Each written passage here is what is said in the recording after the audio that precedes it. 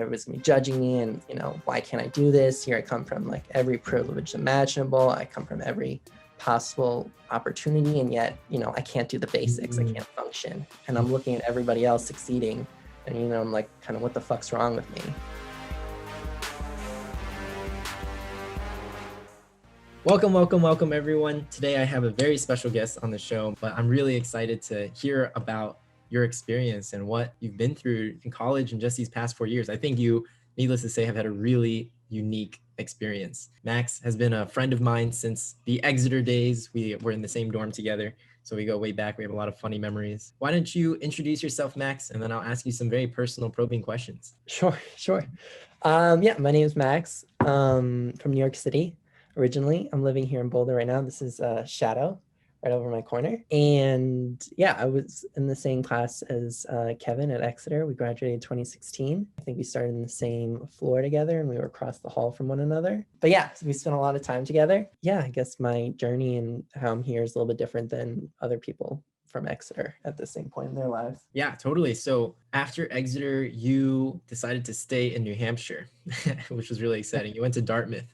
What was that like? What was Dartmouth like? So it was the same and it was a little different. Yeah, it was in New Hampshire, which, maybe not the greatest choice overall.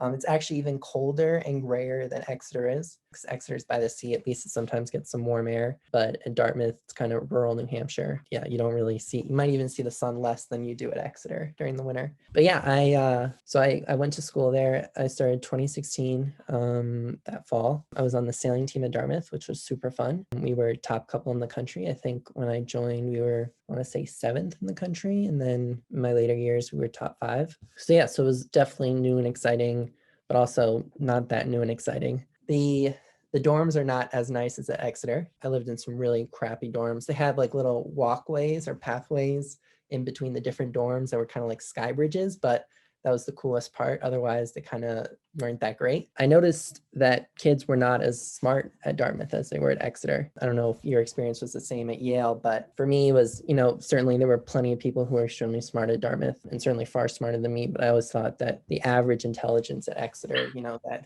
kind of group mind thing was just in a different league. And that was something I kind of missed. You definitely had a wider range at Dartmouth between like the really, really smart kids and then some less smart kids. You get people from all over the country, just like you did, and I guess all over the world, just like you did at Exeter.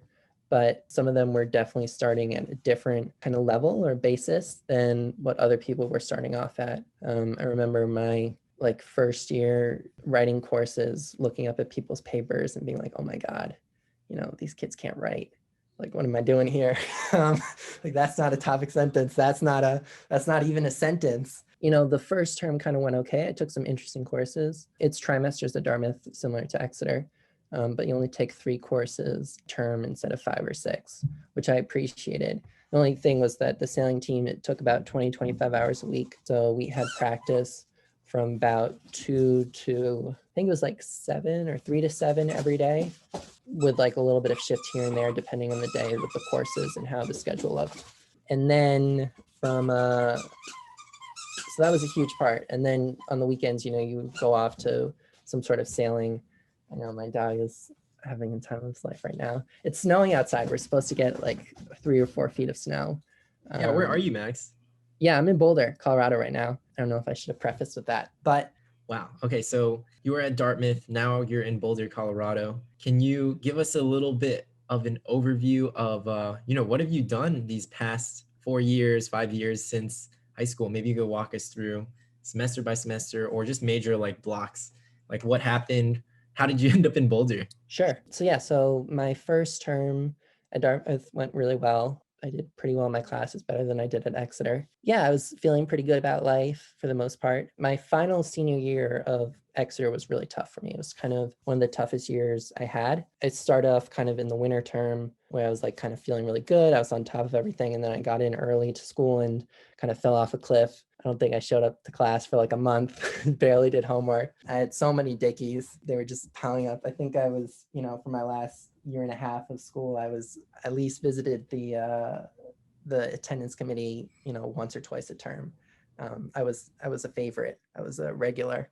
They had a little ticket for me. So it was a little bit rough. And I think I was kind of trying to figure out, what was I doing? I wasn't feeling right. I wasn't feeling great. I had been diagnosed with ADHD the year before. So I was figuring out new medication, like really powerful stimulants that were just kind of really messing with my system. I mean, most people who have ADHD know that like the stimulants that they prescribe are not that different from meth. It's like a couple like OH groups or something different. It's not OH groups, but some sort of chemical difference that's very minor. I mean, they're all amphetamines.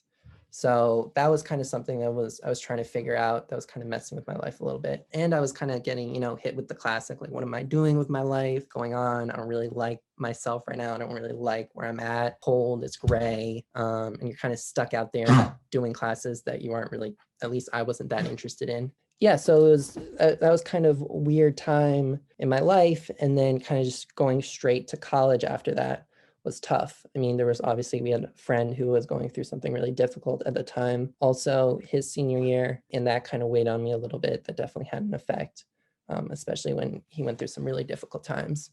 So those were all things that I was kind of juggling and trying to figure out. And yeah, by the time my senior spring came around, like I was really a mess. Like objectively, I wasn't doing good. I wasn't really eating that much. I wasn't really sleeping that much. And I had all these thoughts and like feelings, but I didn't know what to do with any of them. And I just didn't feel kind of at sorts. But at the same time, I felt like, what am I doing? Like, this isn't that complicated. I should be able to get through this.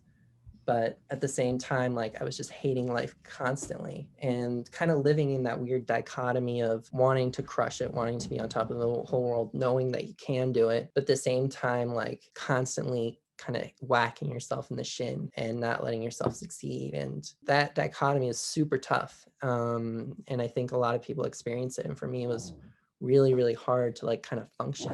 Kind of then going into college, it was kind of a continuation of that. And I remember, so even though I got through my fall term really well, my winter term at Dartmouth, the sailing team takes a break during the winter term. I mean, we still have lifts like 3 or 4 times a week, but there's definitely you have a lot more free time.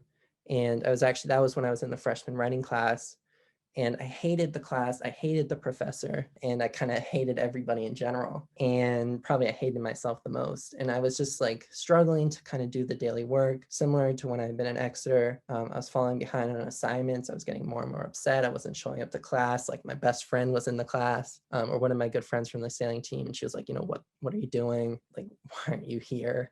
I was like, I don't know. In part, it was the shame of just, not completing the assignments and then having to show up in front of these people who I thought I was so superior to, and just feeling like a total mess, a total wreck. And I think my pride kind of got in the way and made things even worse. And so kind of that kept on going until by mid-time winter term, I was barely showing up to class. It was even worse when I was at Exeter. I really wasn't eating. I really wasn't sleeping properly. There were times I wouldn't like leave my room for like 2 days straight. I would only get up out of bed if my bladder was about to burst. Like it had to be hurting for me to physically get out of bed and go to the bathroom. And yeah, and it was like I would eat, once every other day by like ordering in some Domino's or something. And I really didn't want to go out, A, because it was cold and crappy, and B, because like I just felt like, everybody's going to know how much of a mess I am. Like everybody's going to be judging me, and, why can't I do this? Here I come from like every privilege imaginable. I come from every possible opportunity, and yet, I can't do the basics. I can't function. And I'm looking at everybody else succeeding, and I'm like, kind of, what the fuck's wrong with me? And it's kind of, you get into this cycle over and over and over again where it gets worse and worse and worse. And so eventually, like, I was failing my classes. Like, I wasn't showing up, especially the freshman writing class. Like, you really need to show up. It's a huge part of your grade if you don't show up. And so, yeah, so I was failing my classes, like, for the first time in my life. I was like, oh my God. So that was when I took my first medical leave. I took it, with a month or two left in the term, thinking, okay, I'm going to take off some time. I'm going to reset, and I'm going to try and get better. And so I took off. I ended up going skiing for a couple of weeks in Colorado. I think I came back to New York, and I started working for a school. I think that term, I was working with at-risk youth, or youth who were at risk of not graduating from a New York City public charter school. I was working with 3 seniors who were failing, one class or another, or couldn't pass a certain test. And that was kind of getting me through, was like working with these three guys. Thankfully they all passed, they all succeeded, and I was like, wow, that was like one nice thing that's happened in the last 8 months or year really. And I then worked for the Federal Defender's Office. I had an internship with them previously over winter break, and so I was continuing on it. We were on a big federal case. It was super interesting. It was about these Ukrainian hackers who had hacked into these, I don't know if you want to hear this. I do. Yeah, there was these Ukrainian hackers. It was all during the 2016 election. It was just right after.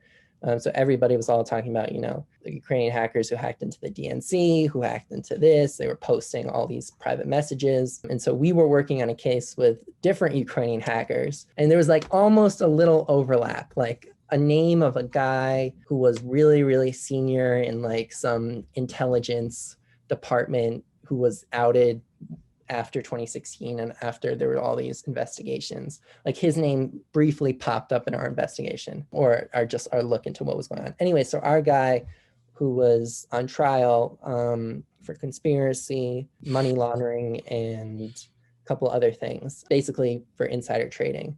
What these guys would do is, allegedly, our guy may or may not have actually done it, is there were these hackers and they would hack into these PR firms who would release kind of press releases for these large, Fortune 500 companies, many of whom wouldn't have their own PR firms. So when they have to release their quarterly earnings reports by the SEC, regulations, they would use these PR news firms and they would kind of, spruce up the reports and, make the pretty parts look really good and make the less pretty parts, shove it into the corner somewhere. But these guys, they would hack into these news firms through really sophisticated means. Sometimes they use 5 or 6 different types of hacking techniques. There's like phishing emails, there were brute force stuff to get people's credentials, what have you. Anyways, they ended up getting like dozens and dozens and dozens and dozens of these press releases that had these key financial information days before they were released publicly, and then they would trade on it the day before it was released, and they ended up making a lot of money.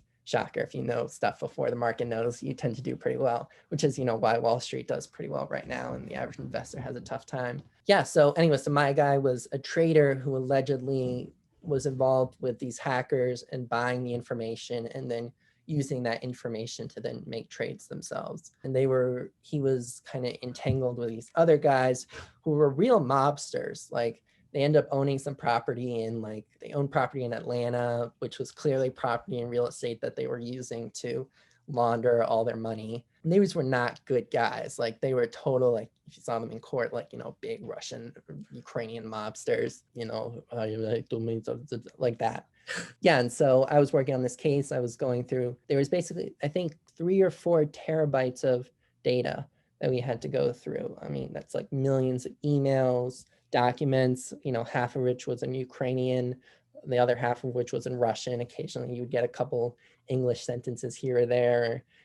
I had to use Google Translate a lot. I ended up recognizing different, Russian alphabet letters and stuff, but it was definitely difficult. I was also in a point where I was starting to slow down personally again in my life. And even though I was kind of fascinated in this case, personally, I wasn't doing super hot. And I remember there was a project that wasn't a big deal. It was a timeline of something that I had to finish. And I didn't really finish it.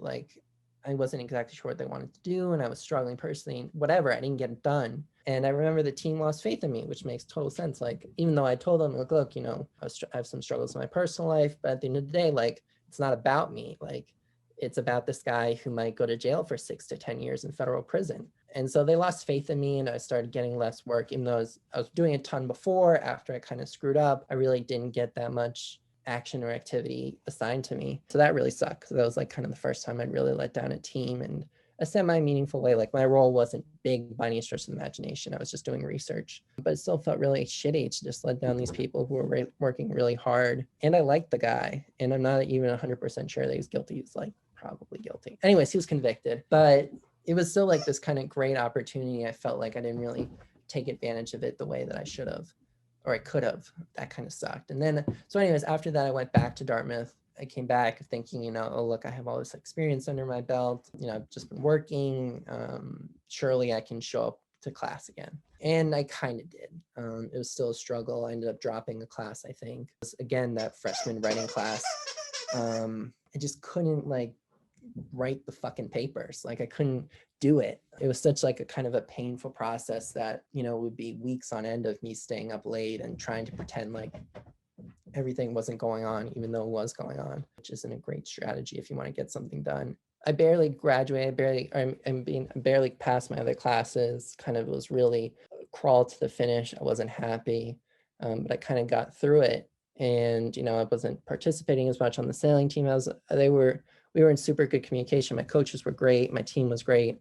I just wasn't great. Kind of, I got through it. And then the winter term happened again. And it was like even worse than the time before. I barely, you know, made it a month and a half. And it was kind of the same thing. And it got to be a point where I remember I was kind of in this room by myself and I was, you know, trying to figure out, you know, what am I doing with my life? What's going on? It was like the only time that I ever really thought about hurting myself because I was just so lost, you know, and you kind of get in these cycles of like, I hate myself, I hate myself, I hate myself, I'm a fucking failure over and over and over again in your head. And I remember kind of as I was sitting on this bed, I was looking out towards the window and I was like on the third floor of my building and I was like, you know, it'd be so easy. And I was like, and so I kind of did a cost benefit analysis in my head at the time. And I was like, you know, what would be better right now? Like, what would it be like? And just, I wasn't really thinking about hurting myself. Like there was a part of me that knew that this was all kind of bullshit and whatever, I was going to be fine. But you know, there was a part of me, almost like the semi-intellectual side, the curious side, that'd be like, you know, what would it be like if I weren't living right now? What would it be like if I weren't there? And I kind of went back and forth. And in the end, I was like, you know, it's a totally awful, crazy idea. A, life is eventually going to get better. You know, this is just a shitty time in my life. And B, like, I could never really do that to my family. I mean, I think that was kind of one of the biggest things was like, I just knew how awful that would be for everybody else. And so it was like the only time that the thought ever really crossed my head. And I'm almost glad that it did because I really thought about it. And yeah, and so kind of this was the life that I was in and I wasn't happy, clearly. I really wasn't healthy. So that was when I took my second medical leave. And this one was for a year. This time I went traveling on my time off to Southeast Asia, which was cool. I spent a week with my parents or my dad and my sister in France. And then I went by myself to Cambodia, where I met my mom for a day. We saw Angkor Wat, and then she went home and I stayed with Zanny at her youth hostel that she was a manager at. It was great. I was there for a couple months. It was super hot the days. Couldn't really go out during the day because of just how hot and sticky and gross it was. So I ended up sleeping mostly during the day, and then I'd kind of be awake during the night. It was definitely like kind of a time where I was on my own, where nothing really mattered. So that was kind of cool. But at the same time, like I still wasn't in a great place personally. So it was kind of like getting out and seeing stuff was a chore sometimes. But, you know, I would do it and I kind of experienced it. I met some really crazy characters. That was kind of different. Some people from all over the world who were doing really crazy stuff. I mean, the stories that I could tell about some of these guys and their escapades into stupidity and danger. I was kind of meeting some really interesting people. I was starting to smoke weed a little bit. I was kind of just trying to figure out, you know, who I was, like, what am I doing in kind of the classic sense. And I didn't get any of those answers. I think sometimes people think, oh, if you travel and go spend time by yourself, you'll find yourself. But in my experience, that's not really what happens. And yeah, and then I went from Cambodia to Vietnam. Zanny, by the way, who I met, I saw her all the time. She was super funny, super nice. She ended up marrying the head guy who owned the youth hostel. I think he's from Germany. There's a huge expat community out there, which was kind of interesting. It seemed like a lot of people were out there. It was definitely an older crowd than the people who travel Europe by themselves. It was definitely people who were trying to figure out similar questions to like, what am I doing? What's going on with my life? You know, I don't really know where I fit in. And so that was kind of nice to be in that type of group. And then it was a similar group who I met in Vietnam, where I stayed on this kind of beach island. It's called Phuco. I traveled there. I was literally asking, I flew into Saigon and I asked the guys, I was like, you know, what's the nicest beach? And all these guys said Phuco. And so I just got a flight for like $50 on my phone and, you know, flew, you know, halfway across the country into this nice little island. And I stayed in a hostel, and all the hostels, you know, cost, the one hostel I stayed at in Cambodia cost $7 a night. It cost $7 because it was like slightly indoors. It had a closed door and there was AC. If I wanted to stay out in the open, basically with only a bug net, that was like $2 a night. So I was definitely splurging. It was, I mean, the mosquitoes there were awful. Like you would hear them buzzing all day long. Actually, there's a fair bit of malaria in between Cambodia and Vietnam and Thailand. In kind of the rural areas, they have really big outbreaks of malaria that people don't know about. Anyway, so I ended up flying to this island. I had a great time. It was kind of just like a getaway vacation type thing for me, where again, How I was long trying were to you figure out. there? I was there, I was in Cambodia for a month and a half, and then I was in Vietnam for another month. So basically it was about 2.5, 3 months all in. I ended up then ending my trip by going to Japan, where I stayed a couple of days in Tokyo. And then from Japan, I went to Hawaii and I met my mom again, and we stayed there a couple of days together. And then we flew back to New York. And so kind of, I was traveling a lot. I had a different job at some point during the summer. I think it was like sailing or something. I can't remember exactly what I did that summer. But anyways, the next fall term, this would be fall of, I think, 2018. I ended up getting a job in New Hampshire working for the New Hampshire Democratic Party. I was in their system as a volunteer. I volunteered at Exeter. I volunteered when I was at Dartmouth, knocking on doors for candidates. It was kind of the best experience I've ever really had working, and maybe in general, it was like a great 3 months. It was super hard. It was 60 plus days, 12 hours a day, 7 days a week. We only had one day off that entire time, and that was during the day of the primaries. But it was really, really hard. But it was also like kind of the first time I had ever done anything where I was like, I like this, and I'm also pretty good at it. I kind of recruited a huge team. I outpaced other people who were in the state, and I felt really, really accomplished. And kind of the issues that we were working on in New Hampshire at the time were really serious issues. I mean, it was during when there was the opioid epidemic, might have been even worse than it is now. It was when people were literally dying all the time. Thousands and thousands and thousands of people. Everybody knew somebody who was an addict. They housed an addict. They had a friend who was an addict. People were, just dying all the time. And at the same time, like kind of this public school situation in New Hampshire was a mess. It was a completely Republican House, Senate, governorship, and they have a special executive council, which is kind of the only one in the state, or in the country, which is 5 members. And they have the right to veto any laws that involve money. So basically every single law, they can have an extra veto to. Yeah, and so we ended up flipping the House, the Senate. We won our House seat. We flipped the executive council. The only thing we didn't win was the governor's office, which we expected. But anyways, it was like great. Everybody was super stoked, and kind of it was like this awesome thing where I could really see like there were laws that were going into effect that were really going to hurt people. I mean, there was voting laws that were going to hurt my friends, where they had to register in the state. They had to try and become like permanent residents. They had to register the car. And basically what it ended up being was a poll tax, because it cost a couple $100 in order to get everything done. And, not a lot of college students have a couple $100 just sitting around so that they can go vote. I mean, it's hard enough to get people to go vote, but then to make them pay for it, that requires a certain level of privilege and care that not everybody has, and no one should have. Like, you shouldn't have to pay money in order to participate in our democracy. And so that was really cool to kind of be a part of that and really get down in the trenches, really talk to people every day long, every day. I was calling, I think we had to make 200 phone calls a day. And so I was double dialing, talking from ear to ear, trying to get somebody to answer their phone so that I could try and recruit them to become a volunteer, and, talk to other voters and kind of spread our message over and over and over again. And so it was just like a super competitive, super hard environment. I remember like one week I cried because it was just so stressful. Everybody, what was interesting, you had everybody cried from the top all the way down, the most hardened people, because the stress was so overwhelming to work. Was it like 84 hours a week nonstop?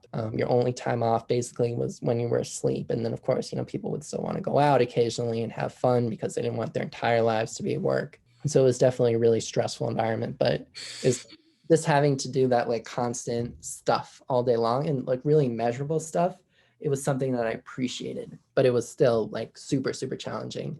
But that was kind of when I learned the most about me. Like, I learned more in those 2 months than I had done in like the previous 3 years of trying to figure out what am I doing with my life. And so after that, we're getting closer to how I ended up here. After I worked there, then I ended up moving to Mississippi because we had a family friend who owned a barbecue restaurant in rural Mississippi, right in between Mississippi and Tennessee. And I moved down there. I lived with a friend and his roommate, and it was, a totally different experience. I mean, I was really in rural bumfuck nowhere Mississippi. Everybody was 3 times my size. There were guns everywhere. There were drugs everywhere.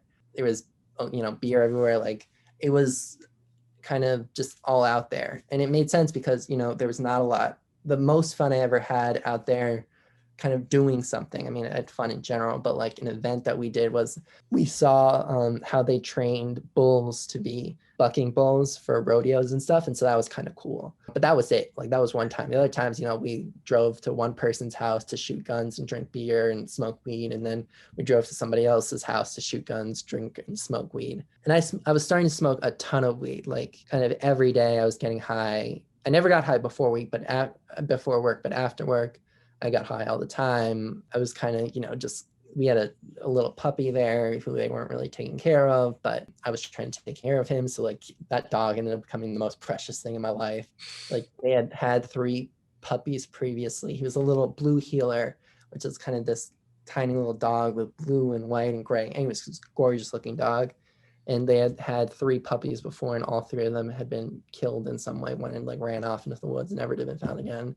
2 others had been driven over by a truck. Yeah, and so it was kind of this total culture shock. And it was also like an invaluable experience. I love kind of experiencing different things and meeting new people and kind of just trying to figure out how other people see the world. I mean, here I was, this liberal, blue, wealthy, well-educated Democrat from New York City coming down to, rural Mississippi, and, who the fuck am I? And then there's all these people, and it couldn't be more different. And, but people were really nice down there. I mean, what is true is that there's people in the South that are kind to you as long as you're somebody who they would normally be kind to. And what I mean by that is that there was a ton of racism.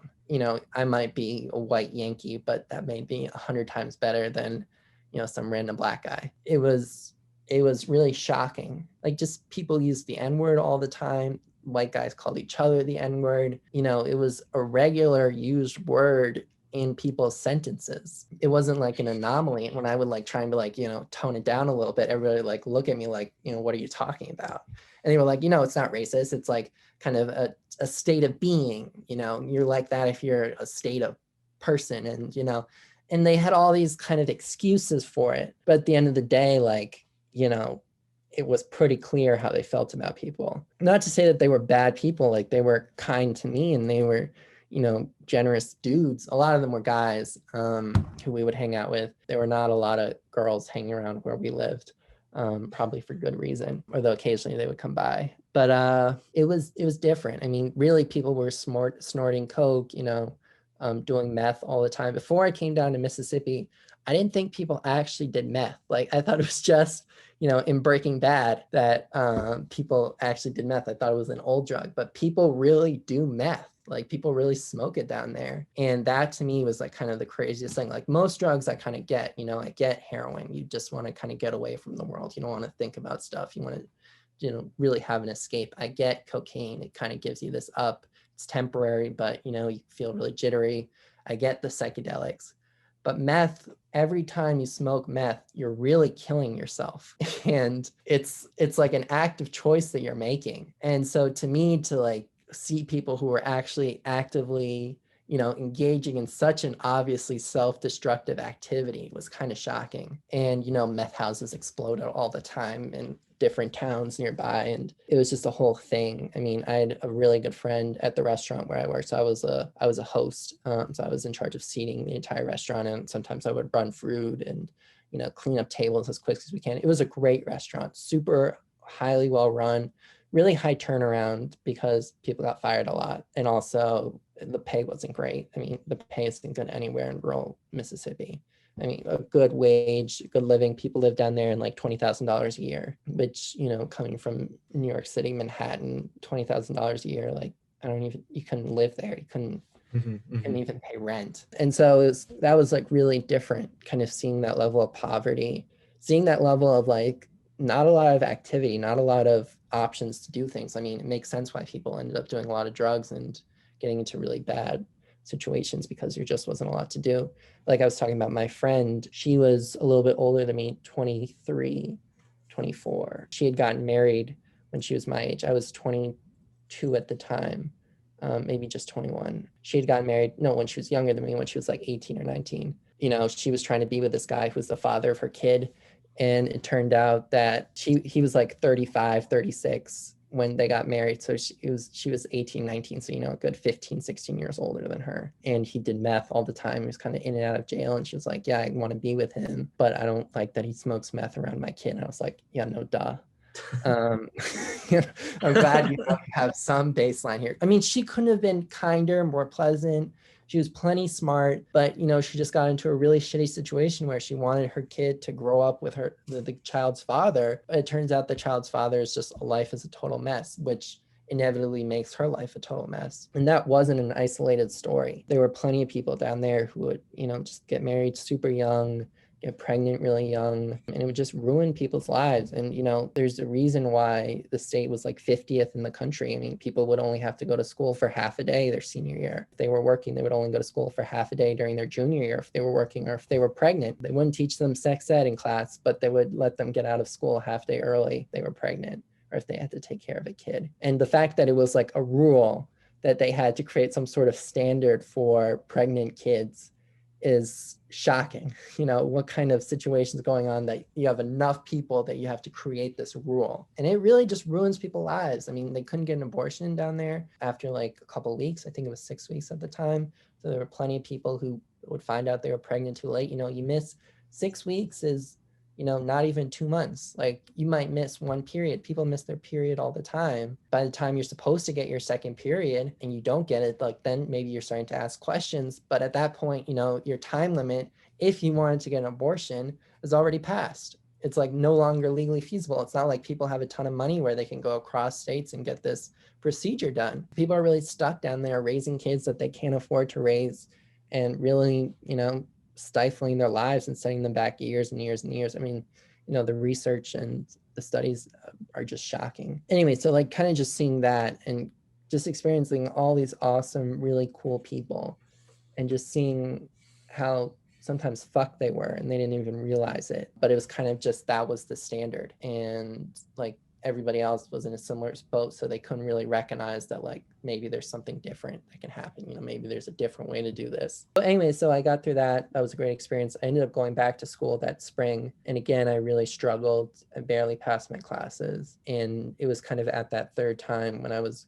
you know, barely leaving. My dad had to come up and basically help get me to class and help me do my work. I mean, I was, you know, 21 years old, and my dad drove up 5 hours to come see me to make sure that I was, you know, doing the bare minimum. I was like, okay, something needs to change. And so that's when I decided to go to this wilderness therapy program called Pure Life in Costa Rica, where it was kind of therapy, a ton of, you know, working out. We were going on long hikes with 60-pound bags up in the middle of the boiling heat and really thin air, because we were high up in the mountains. And it was like kind of this kind of come to God moment, like, this is totally different, and also something that I really needed because it was a real break from everything else, and I could finally actively and in a concerted effort kind of look at my life and be like, you know, how did I end up here? Because nobody wants to end up in a wilderness therapy program. Like if you're there, that means, or any program, or you know, any intensive therapy thing or whatever, like something had to happen where you ended up here.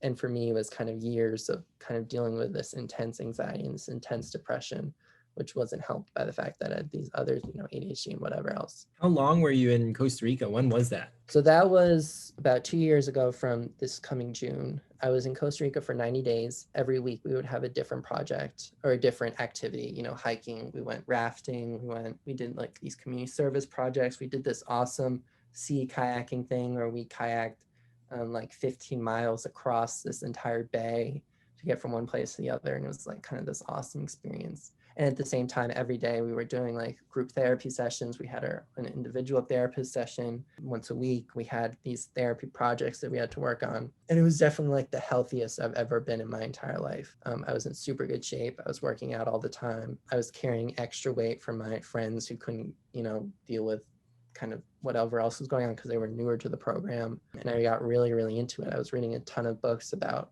kind of therapy and figuring out one's life and how does the mind work by these, professional psychologists, PhDs, MDs, what have you. Mhm. And it was definitely like in this kind of really healthy, really cool place. And I took that into then a transition program, which is how I ended up in Boulder. There's a transition program here, which is meant to kind of take you from that super therapy, super healthy, super kind of controlled environment, because we had guides, which were two older people who would kind of take care of the group, and you were under constant watch and you couldn't ever be out of sight. And there were all these rules. And so you were definitely in like a really controlled, really isolated environment, even more so than, the Exeter bubble. Like this was, you didn't get your phone, you weren't even allowed to watch.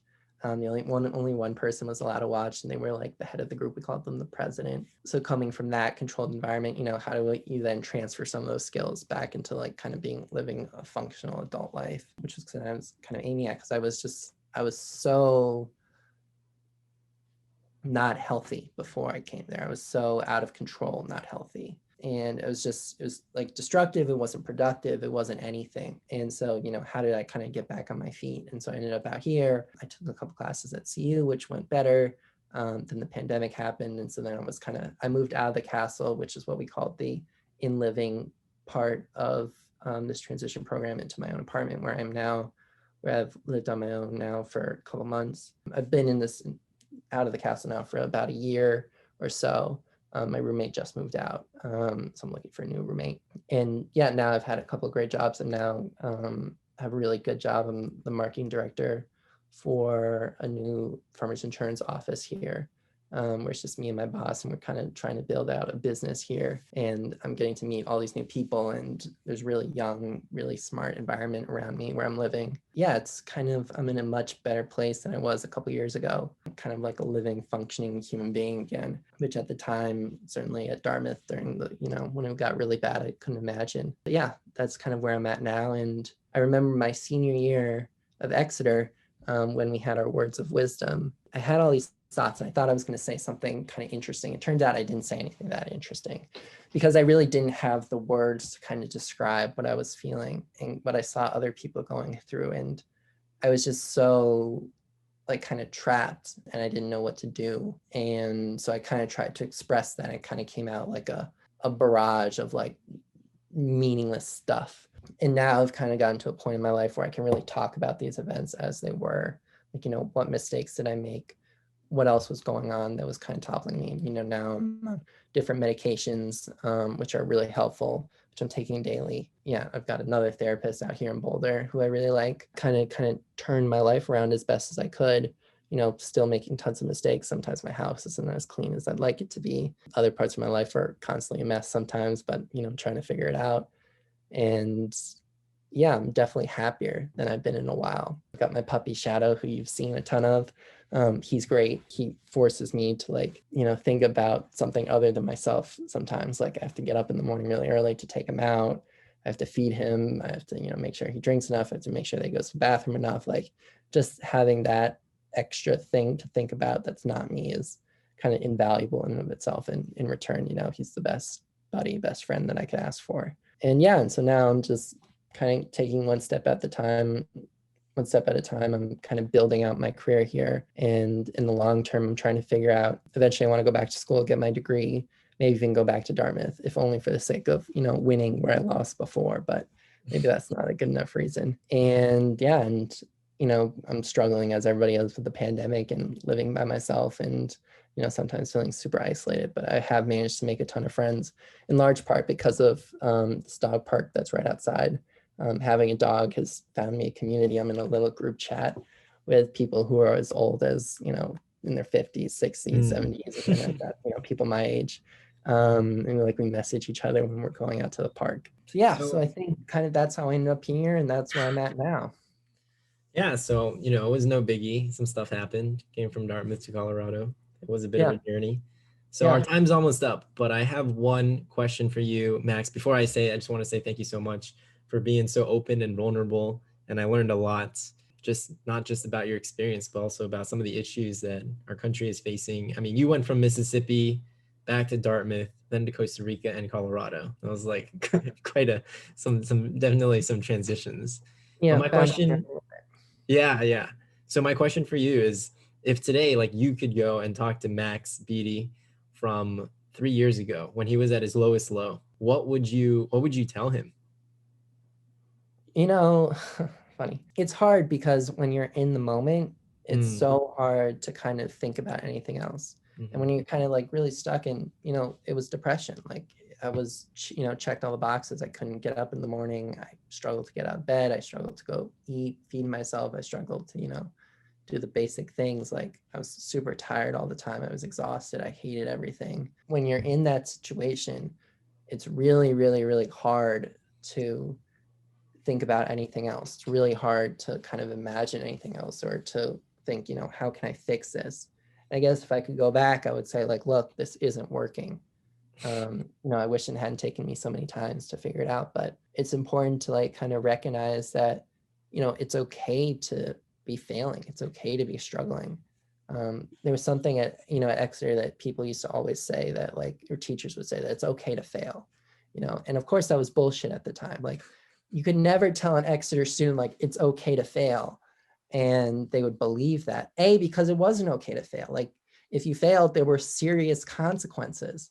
You would go on some sort of academic probation, your parents would be involved, there'd be all this tons of stress, and your friends would be worried, everything going on. Like it's not okay to fail in those situations. And so when they tell you that, you can't help but hear like, this is bullshit. Like every time someone would say that to me, I was like, you're kidding. Like, I don't think they even believed it when they told you that. And so, that was kind of the mindset that I had. But I wish I had told myself that, you don't need to do this right now, that you don't need to figure it all out. Like, I wish I had taken a break right after high school and, recognized that, hey, this isn't a good way to start college. Like, there's some serious stuff that I need to work on in myself before I'm able to do this. And I wish I had said, like, look, just because you can't do this right now, that's okay.